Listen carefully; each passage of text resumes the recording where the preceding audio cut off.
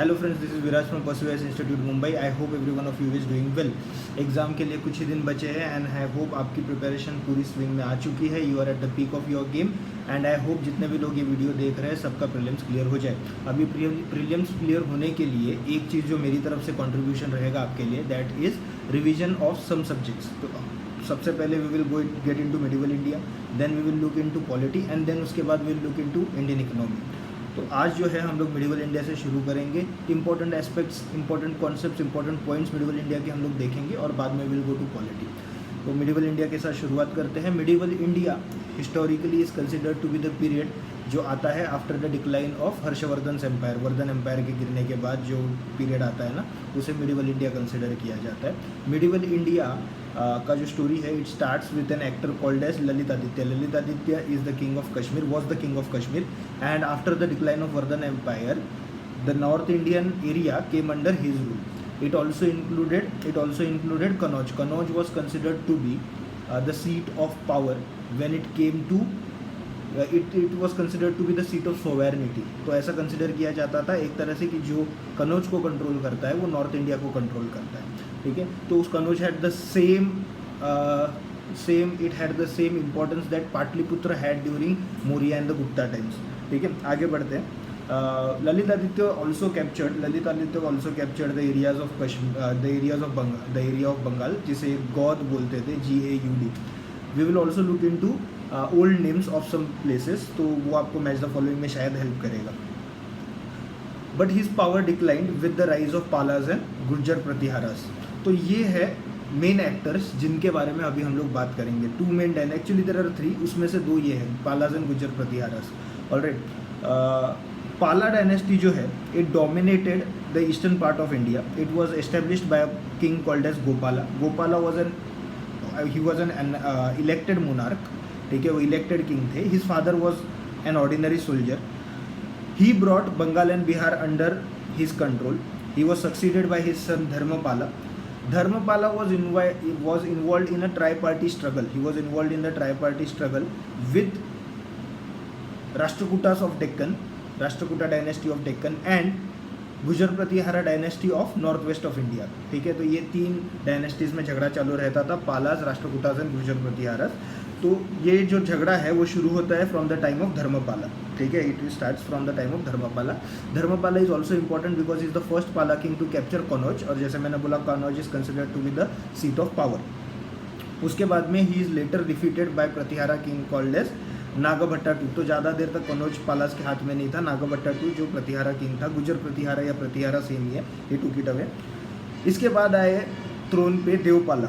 Devapala brought under is control Prajostipoor.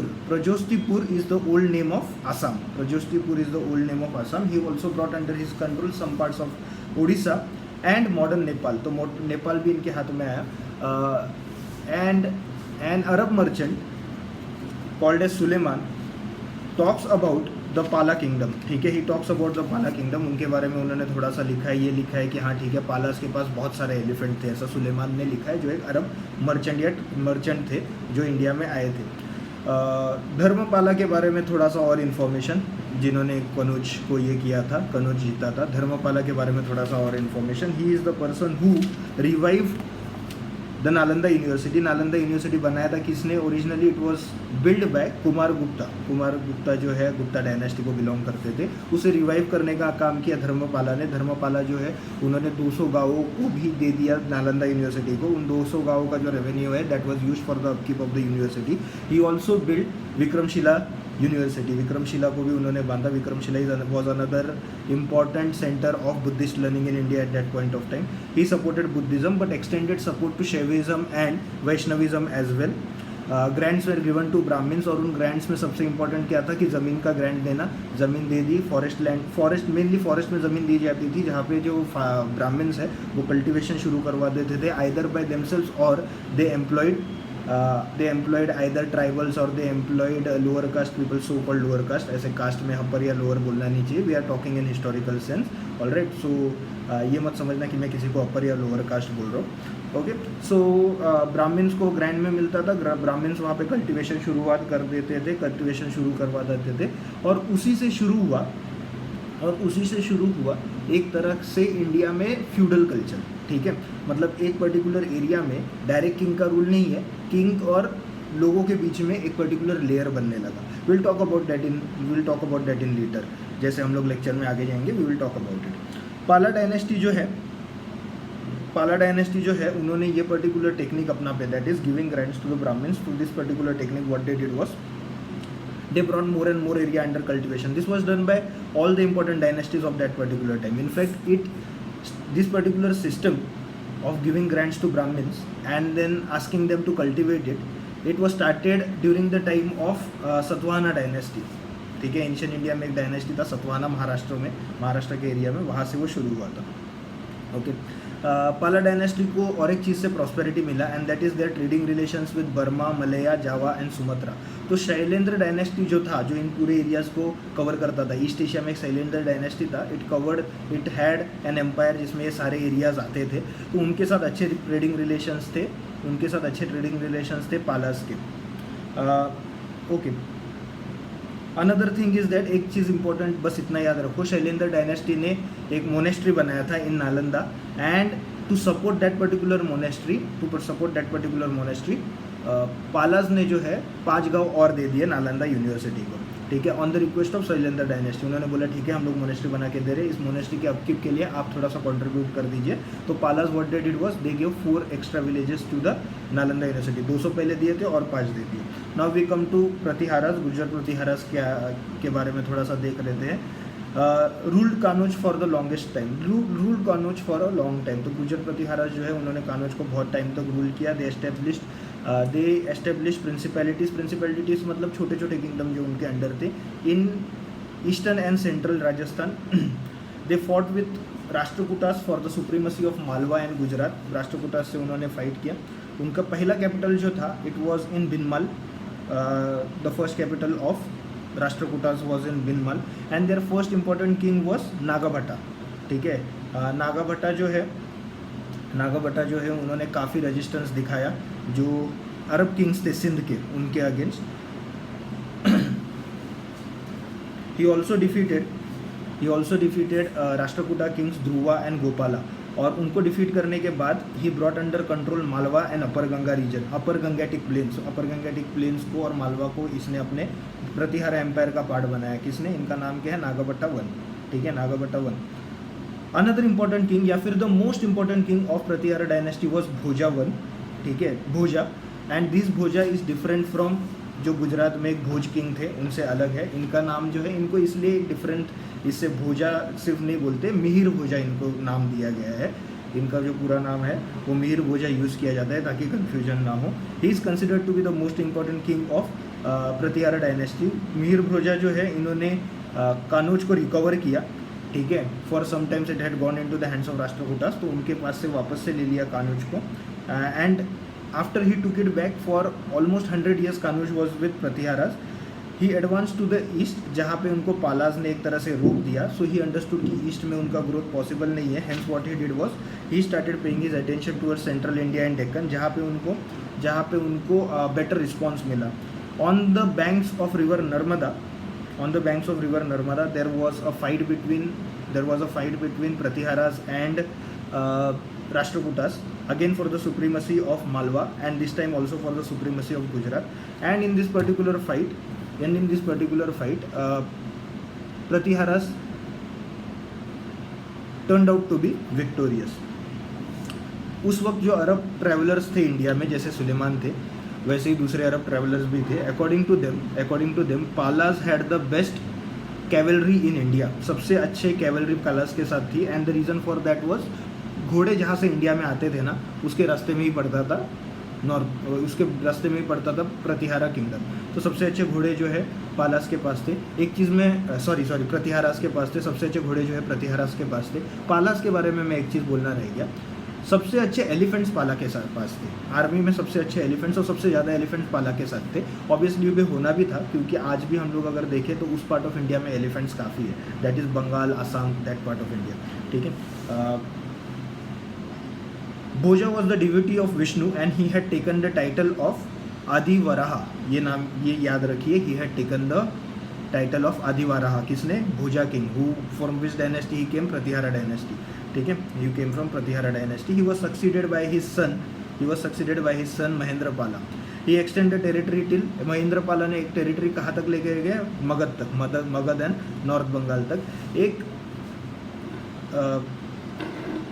Arab traveller है जिनका नाम है अल मरूदी. अल मरूदी ने प्रतिहारास को एक नाम दिया था अल जुर्स. ठीक है, तो ये याद रखना कि अल जुर्स कौन सी डायनेस्टी को बोला जाता था? प्रतिहारा डायनेस्टी को बोला जाता था. ठीक है. The Pratihara dynasty was also patron of Sanskrit and not only Sanskrit but also other language, literature के वगैरह वो काफ़ी वो लोग patrons थे. And one particular gentleman जो बहुत उस वक्त जिनका नाम था संस्कृत में, his name is Rajshekar. He lived in the court of Mahipala. Mahipala was one of the kings of Pratihara dynasty. Okay. After 915 AD, what we see is कि धीरे धीरे डिक्लाइन होना शुरू हो जाता है प्रतिहारा डायनेस्टी का. Their last important king is Krishna III. He is not important as such, but he tried to hold on to whatever he had. But after his death, what happened was after 963 AD, the Pratihara dynasty rapidly fell down. ठीक है. Then we have Rashtrakutas. Rashtrakuta dynasty जो है ना, it ruled Deccan, and in a way it was bridge between North India and South India for all social and economic reasons. Alright, तो वो डेक्कन को rule करते थे. Founder of the dynasty was Danti Durga. He established this dynasty at a place call Malkhed और Manyakheta near present day Solapur in Maharashtra. He continuously fought with some powers. ठीक है, continuously उनका झगड़ा कुछ पावर्स के साथ चल रहा था डेक्कन में और साउथ इंडिया में. नाम याद रखना और प्लेस याद रखना कि ये पावर्स कहाँ से थे. First is Chalukya of Vengi. देखो चालुक्य है ना, 3 इंपॉर्टेंट जगह पे रूल कर रहे थे. The same family but with different branches. So there are Chalukyas of Kalyani, Chalukyas of Vengi and there are Chalukyas of Badami. ठीक है, तो 3 अलग अलग जगह पे है और and they were also at 3 different times. ठीक है, तो वो भी याद रखना. Will come to that. Chalukyas हम लोग देखेंगे, टेंशन मत लो. ठीक है, तो चालुक्याज ऑफ वेंगी के साथ इनका कंटिन्यूस फाइट चालू था. फिर देर वेर पल्लवास जिनके साथ इनका फाइट चालू था. Pallavas were from Kanchi. Pandyas from Madurai. Very important. Pandyas very important. Sangam जो है इनके वक्त लिखा गया था, पांड्यास के किंगडम में लिखा गया था संगम, याद रखना.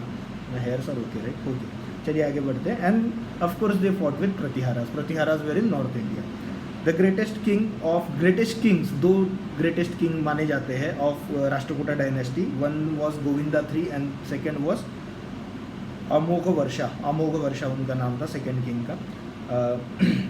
गोविंदा III जो है इन्होंने कैप्चर किया था कानौज और Malwa and also the territories of south India. He had also imprison the king of Sri Lanka. तो ये याद रखना, राष्ट्रकूटा डायनेस्टी के जो गोविंदा III थे इन्होंने श्रीलंका के किंग को कैप्चर किया था. और भी एक किंग है जिन्होंने श्रीलंका के किंग को कैप्चर किया था, इम्प्रिजन किया था. Will talk about him in the next video.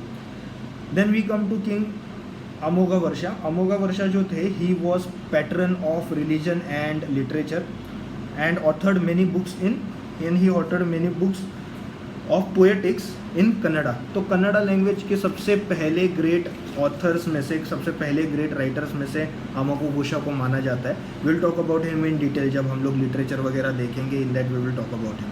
Then we come to Indra III ने फिर से कैप्चर किया कनौज को.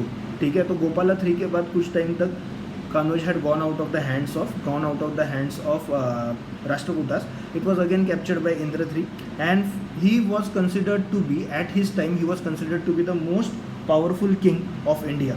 ठीक है, Krishna III at his particular time was considered to be the most powerful. मुझे मोबाइल में देखना पड़ा.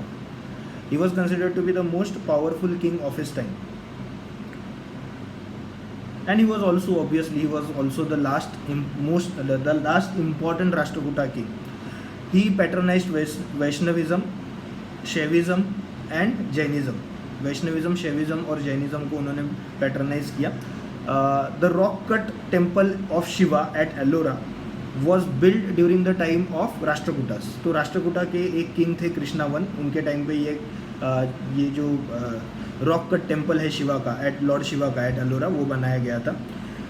Rashtrakutas also allowed Muslim traders to settle in India. Mainly Arab traders थे ये, Muslim traders to settle in India, and permitted Islam to be preached in India.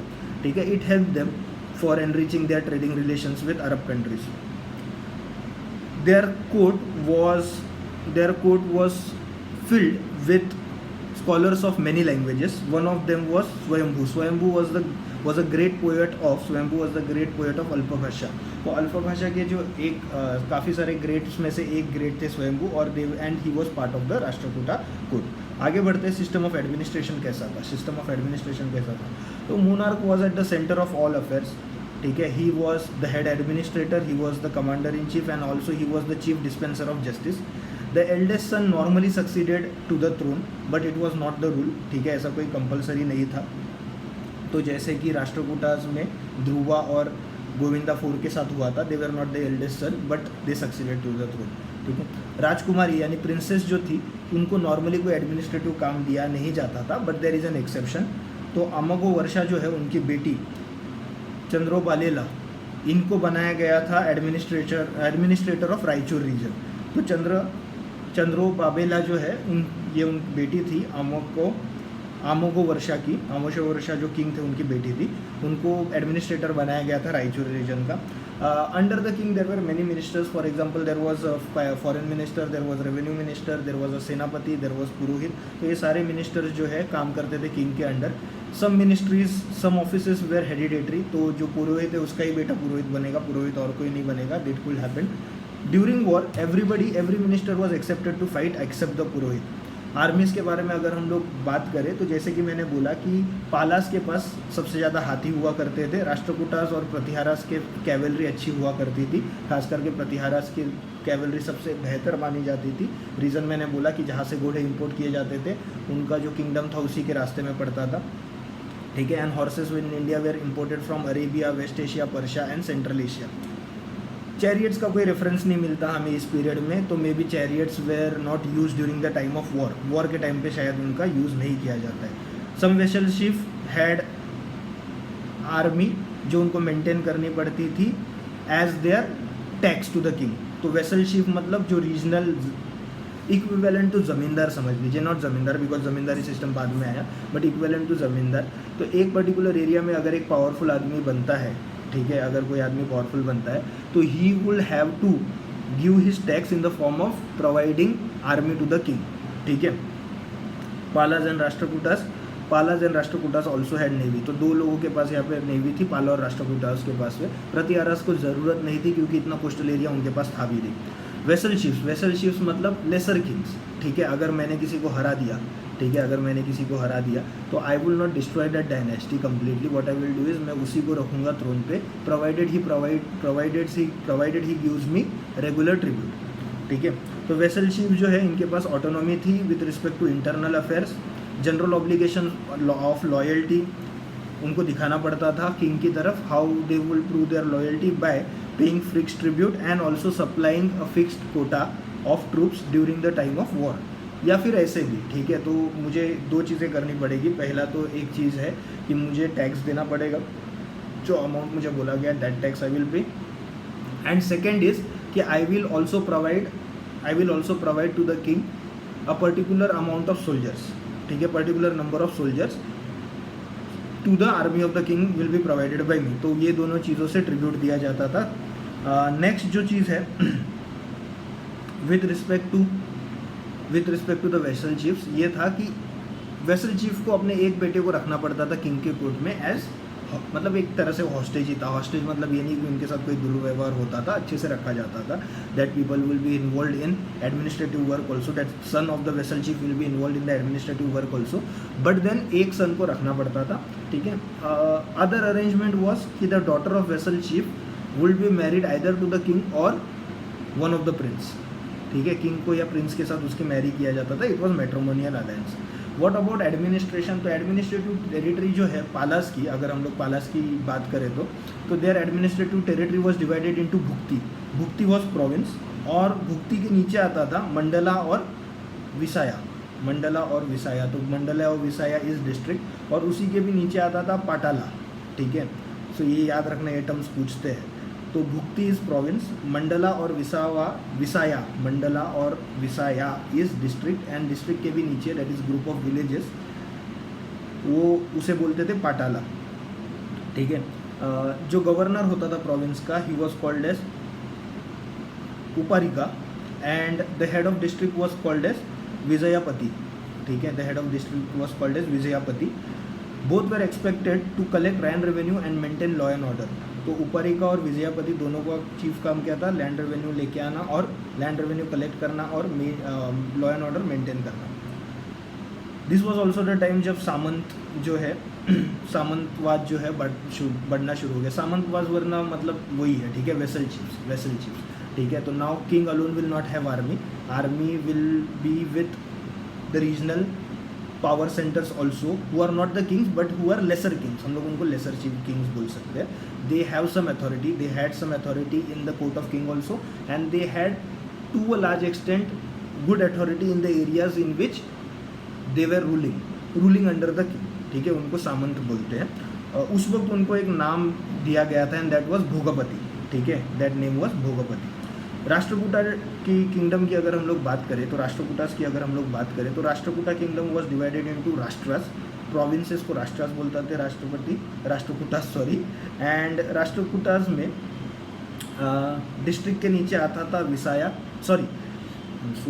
Province को बोलते थे राष्ट्र, प्रोविंस के नीचे आता था डिस्ट्रिक्ट को बोलते थे विसाया के नीचे आता था भुक्ति, ठीक है।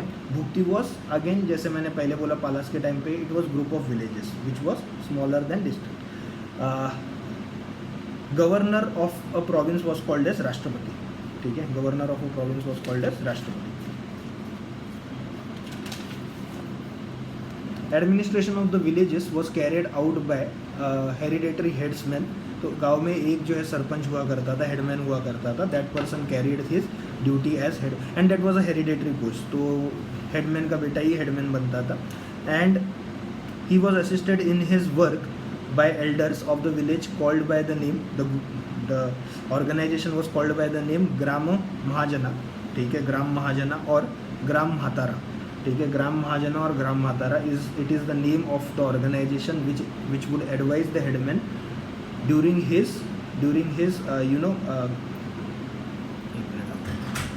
his implementation of the duties, execution of the duties, ठीक है। राष्ट्रकूटास की जो विलेज कमिटीज़ थी, Rashtrakutas had village committees to manage local schools, tanks, temples and roads. Towns also had similar committees. Trade guilds मतलब एसोसिएशन, ट्रेडिंग एसोसिएशन। तो अगर कोई basket बना रहा है तो बास्केट बनाने वालों का एसोसिएशन। ट्रेड गिल्ड्स जो है were associated with town committees. Law and order of the town was responsibility of an individual, of an officer जिसका नाम था कोतवाल, उसको और एक दूसरा नाम है, ये नाम याद रखना, कष्टपाला, ठीक है, कष्टपाला वो नाम था उस ऑफिसर का जो लॉ एंड ऑर्डर मेंटेन करता था, पुलिस ऑफिसर, ठीक है।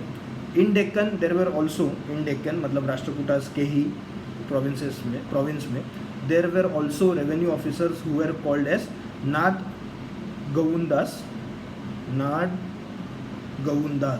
ठीक है, और they were also called as Desa Gramakutas, ठीक है। By the emergence of this particular revenue officers, what we see is कि जो विलेज कमिटीज़ थी और टाउन कमिटीज़ थी उनकी पावर कम होने लगी। In fact they grew so powerful later on कि central government also found it difficult to exercise authority over them. All right. Kings followed different religions, but they were tolerant towards all the religions. They were expected to maintain code of conduct in the society. They were expected to maintain certain code of conduct in the society, जिसमें important था Brahmins को protect करना और वर्ना system को maintain करना। They were assisted in this particular job by the पुरोहिता। एक उस era के धर्मशास्त्री थे, यानी the person who understands religion.